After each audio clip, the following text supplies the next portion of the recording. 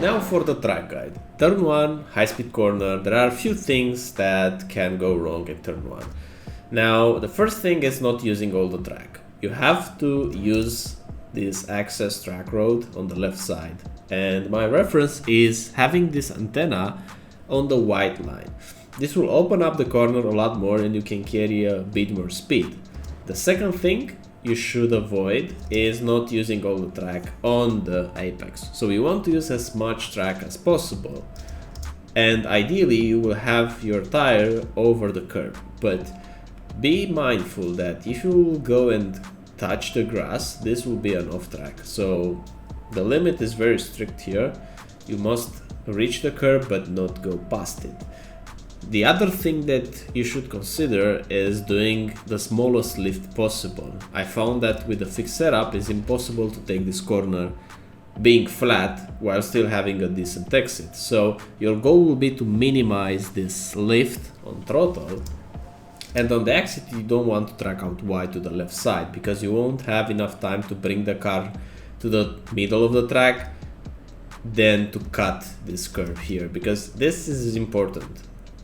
If you don't have this line, like right here, your car will track out for the next corner more in the middle of the track. And again, since this is a very quick car, you won't have enough time to bring it all the way to the left to open up the next corner and to maximize the straight line braking efficiency. So even though this is a flat corner, there is some thinking that must go into it. So it all comes from this corner, from turn 1, not pushing it all the way to the white line, then cutting this curb, being as close as you can to the white line, and then braking in a straight line. You can use for a braking point the beginning of the curb.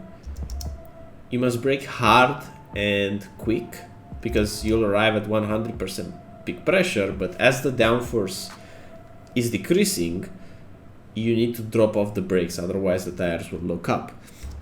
You need to aim at this curb right here as close as you can to the red sausage curb. So you just want to hug the red sausage curb. So you will have to trail a lot, as you can see in the telemetry. So at this point, still trailing, and in the middle of the curb, being back on throttle, wait for it to build up, otherwise the car will spin. Push it a bit to the right. I use as a reference point the moment that I arrive at 100%. So as you see here, I have 100% throttle. This for me is the signal that I should start applying the brakes. So this reference is based more on feel. And as you notice here, I was a bit later on brakes. Ideally, I would have been on brakes around here. But since my wheel was not straight, I had to wait a bit more for it then to brake.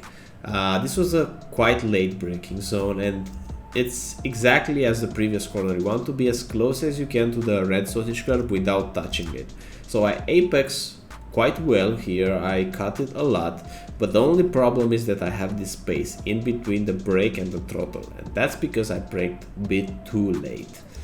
Now, building up the throttle, using all the track on the exit, taking the shortest path here, and for the next corner, I use as a reference for braking the 50-meter board, but I want to brake past it. And there's one important thing that you should also do besides the braking point, using all the track, so putting the right tire on the curb.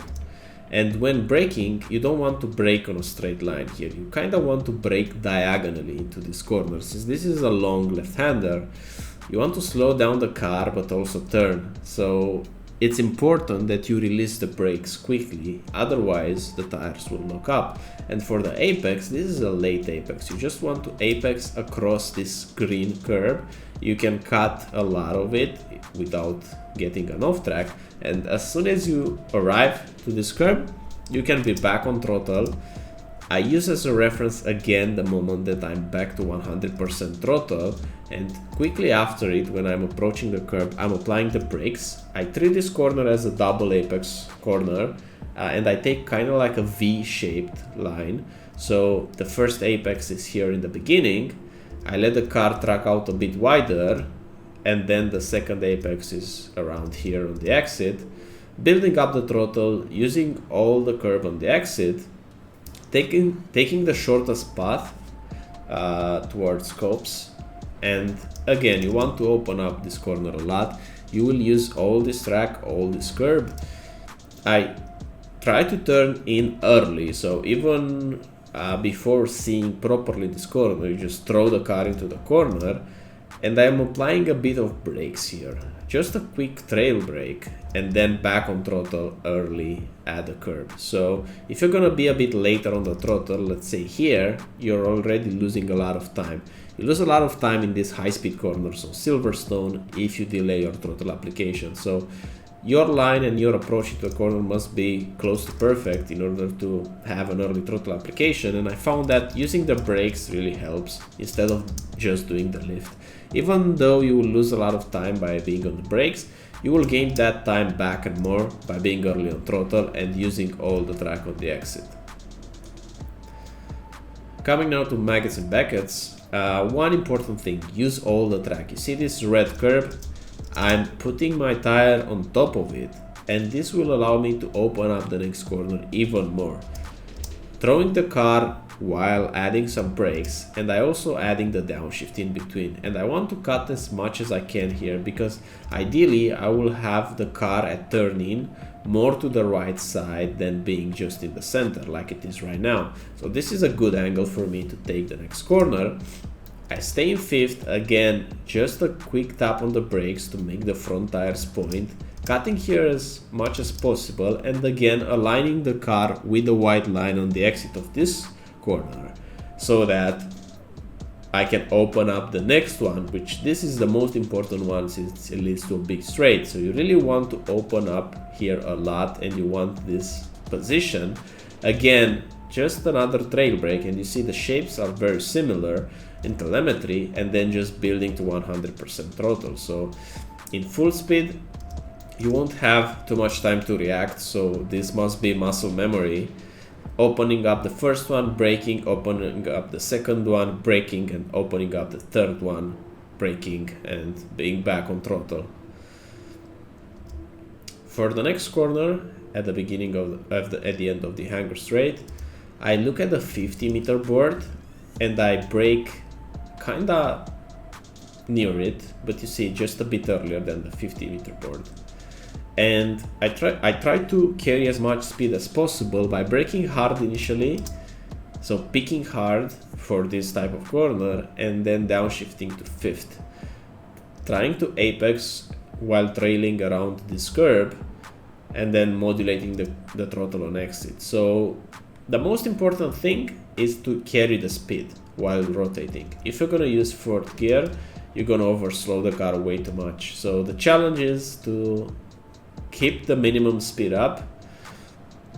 Positioning for the last chicane, I use the 100-meter board as a reference, and it's exactly like turn 3. You want to peak to 100% and quickly drop it because of the loss of downforce. You want to be close to the red sausage curb to open up the next corner, being back on throttle, cutting here in this curb as much as you can. So you see, it's a theme of being closer and closer to the red sausage curb.